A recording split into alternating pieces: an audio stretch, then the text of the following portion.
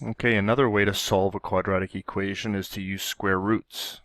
Okay, sometimes what you see is not going to be factorable. Okay, and if they're not factorable, then maybe we'll have a different option. Okay, let me give you an example here before I explain what's going on. If you did, if you weren't thinking too much and you just said, okay, let's bring this all to one side of the equation, you'd go, okay, that's not a trinomial, but I can factor out a 3, so I'll divide everything by 3. And then you'd be stuck here. This is not factorable. Okay, so we need a different plan. We need a different plan to solve this. All right, so how do you know when you're going to use square roots? Well, when there's no x term.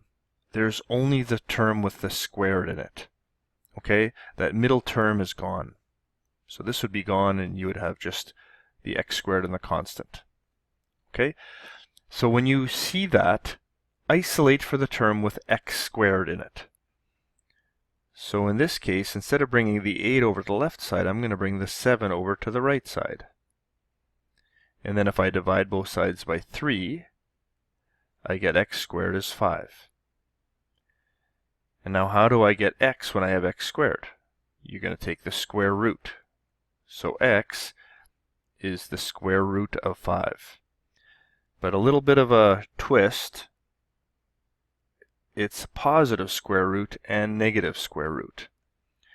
Why? Because the square root of 5 squared is 5, but the square root of negative 5 is also is also 5.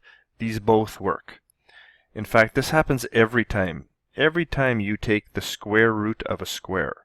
So if you want to make yourself a note here, if you take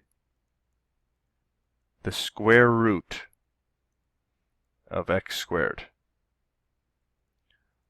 always use plus or minus. Okay, so let's do the same thing here. I see a square there, so I want to take the square root of both sides.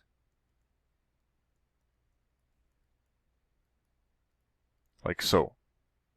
Okay, what I did is I took the square root of that, I took the square root of that. Okay, and so if I want x by itself, I'm going to say it's plus or minus root 20 minus 3. Now you should simplify this. This is going to be 2 root 5 minus 3. No, that's actually two answers.